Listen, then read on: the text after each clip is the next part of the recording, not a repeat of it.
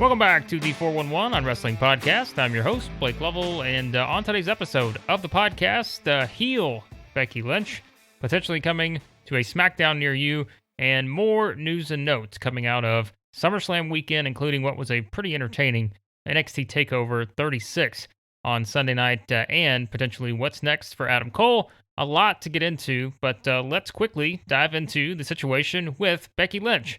PW Insider reported late on Sunday night that the current plan is for Becky Lynch to be positioned as a top heel on SmackDown, and that has once again sent a lot of people in a variety of directions when it comes to trying to figure out what to make of the 26-second win for Becky Lynch over Bianca Belair at SummerSlam. And if you did not listen to the previous episode of the podcast, which we did on Sunday, Andrew Thompson from Post Wrestling joined me. We spent about 30 minutes of that 1 hour episode talking just about that match alone. I would highly suggest you go back and listen to that because one of the interesting things about our conversation was at no point did we ever look at the consideration that they could actually be positioning Becky Lynch as a heel. Now, Andrew did mention, if anything, coming out of it, you looked at how Becky came in and won the match, you could certainly make that assumption that perhaps there were going to be people that looked at it that way. Unfortunately, I think this is a scenario that, yes, we will see how it plays out. We will see what the follow-up is on SmackDown on Friday. Full disclosure, I started writing a column that I was going to put up on 411mania.com here in the next day or so.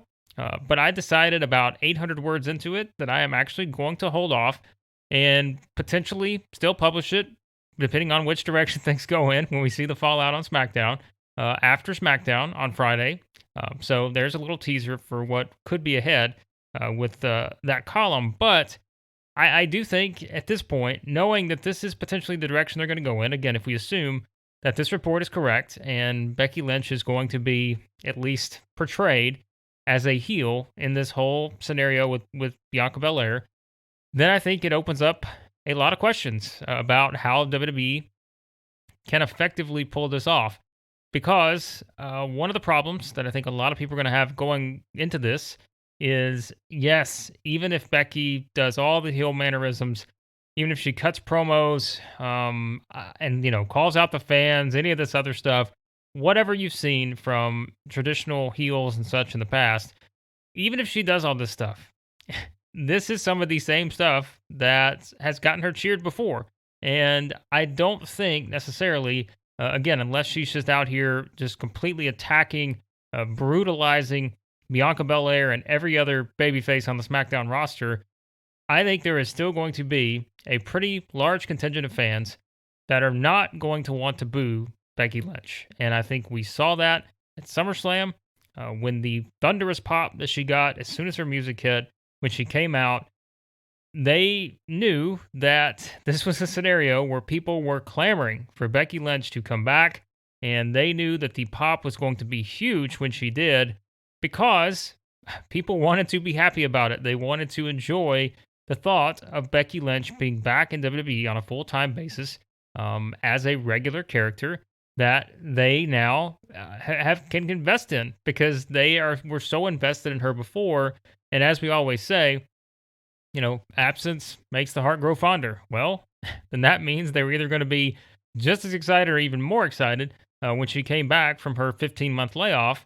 And now, what's next? I think there are just a lot of different things to consider with all of this. And I can't say that going into Monday morning, as I'm recording this, that there were a lot of expectations that we were going to hear that, hey, actually WWE is going to run with Becky Lynch as a heel.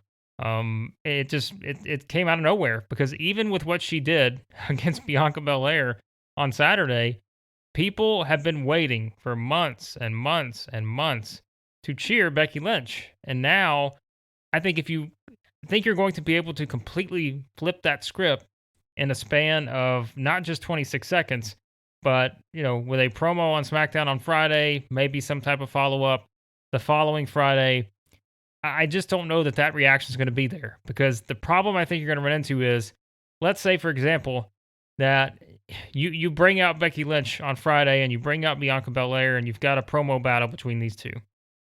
Well, based on in terms of what we've seen prior, Becky Lynch, the reason she got over so well is because she was saying a lot of things that seemed to be true.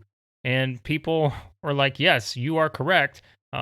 We want to cheer you because you're saying things that we believe in. I don't know exactly what she can say based on her being out of action for the past year, and 3 months. That's going to make you feel like what was the reason why we should be or why she would be angry at the fans. I don't necessarily understand that. Maybe there's a direction they're going to go in, but maybe there's something to it. And again, we will see. We will find out what the next step in this whole story is going to be.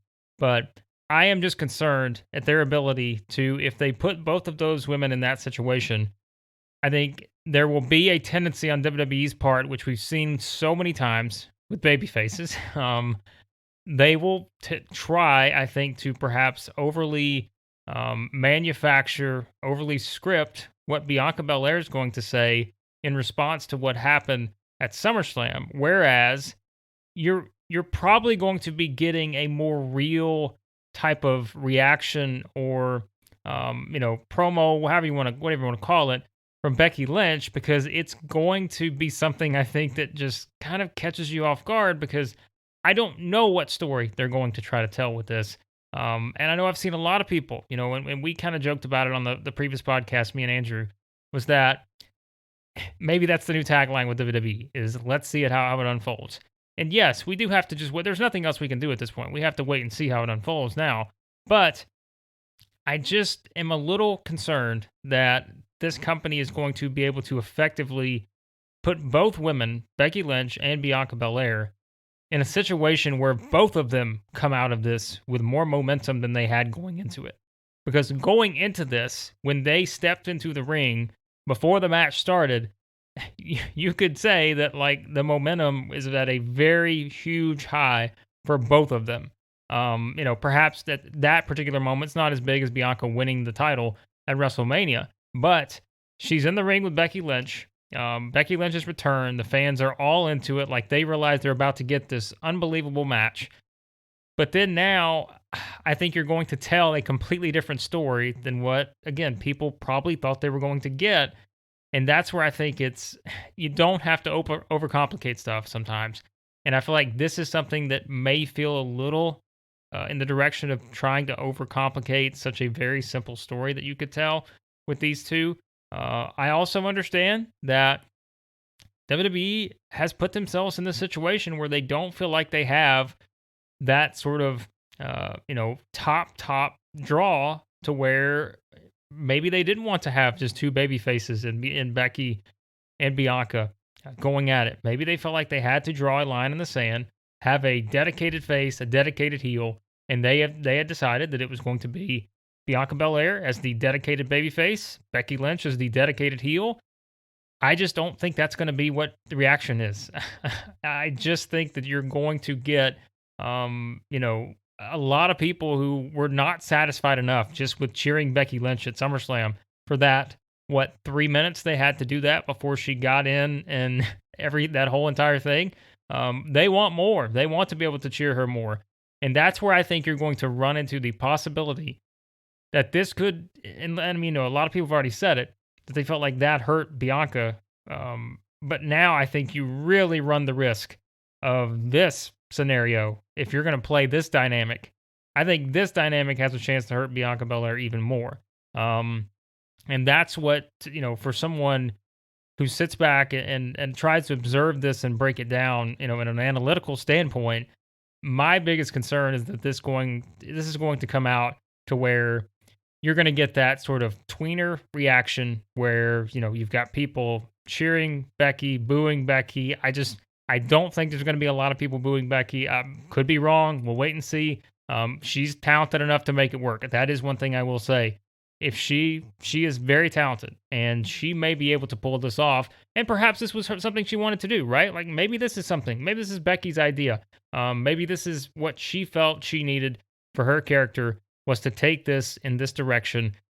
to put over Bianca Belair. I think that's a possibility we certainly have to consider. And if it is, again, that is going to be on her and WWE to be able to pull that off effectively. But I worry that this is going to be a situation where no matter what WWE tries to do with Bianca Belair, they will not be able to perhaps get her over to the point that they want to, just because they're trying to force it against something that people didn't necessarily want in the first place. And I think that is Becky Lynch as someone that you are going to boo. And that's where I think that the worry for me comes in, is we spent a lot of time talking about the Becky Lynch equation here, but I think it's the Bianca Belair equation that can be concerning when you look at it, I think, in depth here, not knowing what's next. But again, it is about what's next. And I think the fallout on SmackDown, like, there is no waiting around. Like, you have to follow this up pretty quickly to see and set the table somehow, whether that's you need to have a clearly drawn story here, and you need to put that out, I think, on SmackDown to say, here you go, this is where we're going with this. We may not, we're not going to give it all to you on SmackDown, but here's where we're headed. And I think we'll have a better idea then of whether this is something that they will be able to pull off. I will say that I'm not overly optimistic, because I just don't think this had to be made as complicated as it is. I completely get the sentiment that this is going to be a possibility for Bianca to, perhaps go over Becky, win the title back from Becky, and that makes Bianca a bigger star. In the right setting, yes, it does. I don't know that the right setting is going to necessarily be the way they're going to do it, but there is a setting where you can make that work. So I'm just curious. I think that's the best part, and I'm probably not the only one who thinks that. I am just very curious to see whether this is sort of that. And we say heel, right? Like, the report is that Becky's going to be positioned as the top heel. But is that, your typical professional wrestling heel, or is that the, again, the tweener, the realistic type of character that says all the things that necessarily may come across as a wrestling heel, but it's going to resonate with people and they're going to cheer her? That is something I think that they could run into with this. But certainly they have options here with how to go about this. Even if I was among the, probably a lot of people who thought that the way they did it at SummerSlam seemed like a bad idea, when there were a variety of options that they could have done instead, and we discussed those on the previous episode of the podcast. I don't know, but I think that I don't want this to be a situation where we look up a month or two from now and we're saying, remember all that momentum that Bianca Belair had after, heading into SummerSlam in this big rematch with Sasha Banks. And then do we remember all that momentum had for Becky Lynch's return?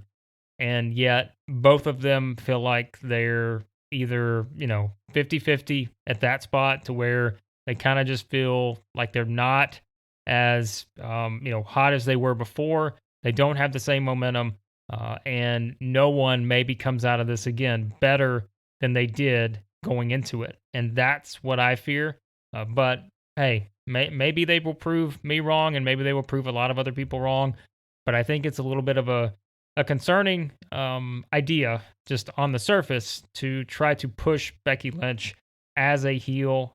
But we don't know if that's going to be the case or not. That is a report. That is a report that doesn't necessarily, give you a ton of details, and it's not supposed to, but it is something that lays the foundation for, I think, a lot of curiosity with where they go here. And I think it's going to be on WWE to put themselves in a position to make it clear that this was not a short-sighted decision.